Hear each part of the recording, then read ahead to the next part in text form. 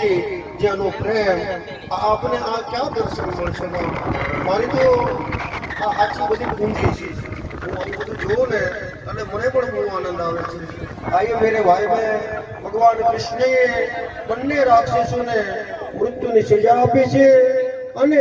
એ રાક્ષસોના સુકાળમાંથી બધા ગાય અને વાછરડાને બચાવ્યા છે બોલીએ ગૌ માતા કી જય કૃષ્ણ કનૈયા લાલ કી જય બલભદ્ર ભગવાન કી જય અહીંયા 7મા દિવસની કથાને વિરામ આપતા પહેલા માતાઓને વિનંતી કરીશ કે આપ સૌ વધારે છો તો ભાવથી આરતીમાં પણ બધા લાભ લેજો એવી જ રીતે બધા ભાઈઓને પણ આરતીમાં ભાગ લેવાનો છે બીજું આપણે એક દીકરીને લગ્ન કરીને કન્યાદાન ફૂલ નહીં તો ફૂલની પાકડી અર્પણ કરતા હોઈએ છીએ શ્રીમદ ભાગવતની કથા આપ સૌ એના મહિમાની તો પરિચિત છો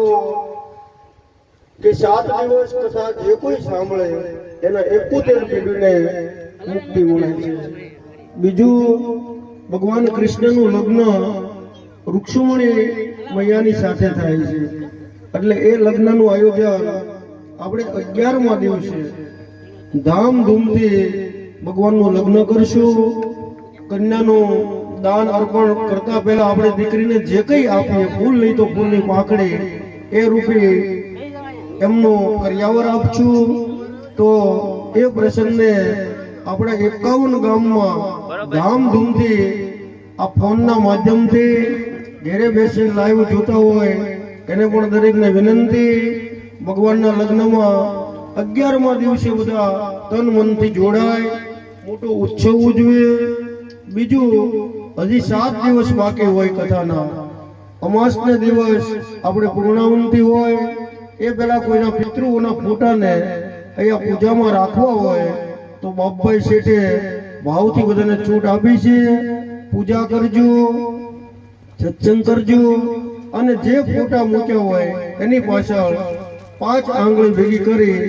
જ્યાં તમારું હૃદય રાજી રહે ત્યાં એના નામનું સત્કર્મ કરજો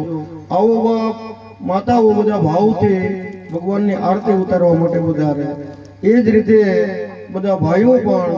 જાજા બેઠા છે ત્યાંથી ભગવાનની આરતીમાં લાભ લે